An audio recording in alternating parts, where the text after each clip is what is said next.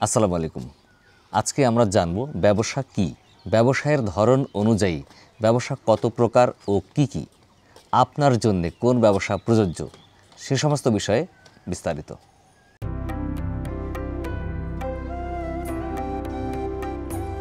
ব্যবসা হলো মূলত একটি অর্থনৈতিক কার্যক্রম, যে কার্যক্রমের মধ্যে থাকে যে কোনো পণ্যের ক্রয় এবং বিক্রয়, যে কোনো সেবার আদান এবং প্রদান, অথবা পণ্য বা পণ্য সামগ্রীর উৎপাদন কার্যক্রম।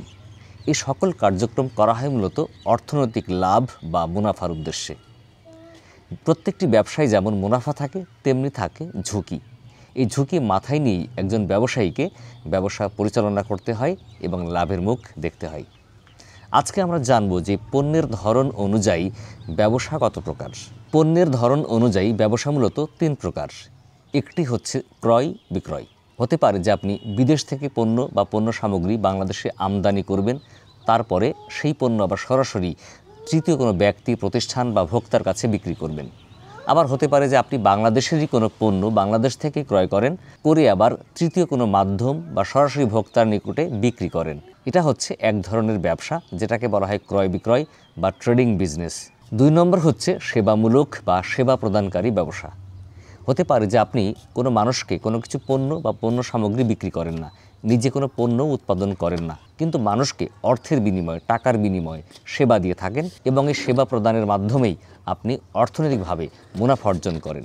এই সেবা প্রদানকারী প্রতিষ্ঠানের মধ্যে অন্যতম হচ্ছে যে কোনো শিক্ষা প্রতিষ্ঠান, কোচিং সেন্টার, হসপিটাল, ক্লিনিক, যে কোনো সার্ভিসিং সেন্টার, যে কোনো কাস্টমার সার্ভিস রিলেটেড প্রতিষ্ঠান, ব্যাংক, বিমা, এই ধরনের প্রতিষ্ঠানগুলোকে মূলত বলা হয় সেবা প্রদানকারী বা সেবামূলক প্রতিষ্ঠান। সর্বশেষ এবং ৩ নম্বর হচ্ছে উৎপাদনমূলক ব্যবসা। উৎপাদনমূলক ব্যবসা হলো আপনার কোনো মিল বা কলকারখানা থাকবে, আপনার কোনো শিল্প প্রতিষ্ঠান থাকবে বা আপনার কোনো উৎপাদনমুখী প্রতিষ্ঠান থাকবে, যেখানে আপনি বাংলাদেশ থেকে অথবা বিদেশ থেকে এই পণ্যের র ম্যাটেরিয়াল ক্রয় করে ওই পণ্যকে অন্য একটি পণ্যতে রূপান্তর করেন। হতে পারে যে আপনি বিদেশ থেকে পিপি নিয়ে আসেন, পলিপ্রোপাইলিন, যেটা প্লাস্টিক তৈরির র ম্যাটেরিয়াল। ওই পিপি নিয়ে এসে বাংলাদেশে আপনি মডিফাই করে, মোল্ডিং করে নতুন একটি পণ্য তৈরি করেন। হতে পারে আপনি প্লাস্টিকের চেয়ার, টেবিল, জগ এই জাতীয় পণ্য উৎপাদন করেন। এটা কিন্তু একটি উৎপাদনমূলক ব্যবসা প্রতিষ্ঠান। এছাড়াও বাংলাদেশে শত শত উৎপাদনমূলক প্রতিষ্ঠান রয়েছে, যেমন ফার্মাসিউটিক্যালস, তারপরে রেডিমেড গার্মেন্টস, ফুড প্রসেসিং প্রতিষ্ঠান। এছাড়াও বিভিন্ন ধরনের প্লাস্টিক পণ্য, কেমিক্যাল পণ্য বা খাদ্য সামগ্রী, পেপার মিল, একাধিক উৎপাদনমূলক প্রতিষ্ঠান রয়েছে, যেগুলো ছোট বড় মাঝারি বিভিন্ন ধরনের প্রতিষ্ঠান। এছাড়াও মালিকানার ভিত্তিতে কিন্তু আবার ব্যবসা প্রতিষ্ঠানটাকে কয়েক ভাগে ভাগ করা হয়েছে। তার মধ্যে একটি হচ্ছে একক মালিকানাধীন ব্যবসা, যে প্রতিষ্ঠানের একজন মালিকই পরিচালনা করছে, একজন মালিকের একটা ব্যবসা। ২ নম্বর হচ্ছে অংশীদারিমূলক ব্যবসা।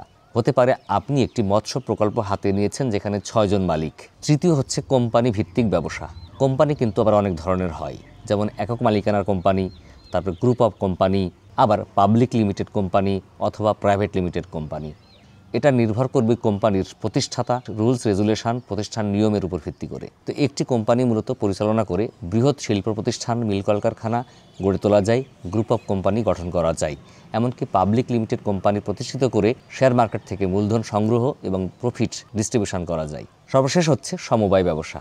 সমবায় ব্যবসা মূলত এক ধরনের সামাজিক কর্মকাণ্ড, যেখানে একটি সমিতির মাধ্যমে সদস্য সংগ্রহ করে সেই সমিতি আবার কোনো ব্যবসা প্রতিষ্ঠান পরিচালনা করে এবং সেই প্রতিষ্ঠান থেকে অর্জিত মুনাফা সমাজসেবামূলক কাজে সমবায় সমিতির সদস্যদের মাঝে বন্টন করা হয় অথবা পুনঃবিনিয়োগ করে ব্যবসাটাকে প্রসার করানো হয়। তো এটাই ছিল মূলত ব্যবসা প্রতিষ্ঠানের প্রাথমিক ধারণা, যে ধারণা থেকে আপনারা উপকৃত হবেন এবং নতুন করে একটি ব্যবসা শুরু করতে গেলে আপনারা এই তথ্য থেকে লাভবান হবেন। বন্ধুরা, আজকে পর্যন্ত দেখা হবে পরবর্তীতে আবার অন্য কোনো বিষয় নিয়ে। ততদিন ভালো থাকবেন। যারা ফেসবুকে আমাদের ভিডিও দেখছেন, ভিডিও ভালো লাগলে শেয়ার করে অন্যকে দেখার সুযোগ করে দিবেন। আর ইউটিউবে ভিডিও দেখলে আমাদের চ্যানেলকে সাবস্ক্রাইব করে, লাইক, ফলো করে সাথে থাকবেন। আল্লাহ হাফিজ, আসসালামু আলাইকুম।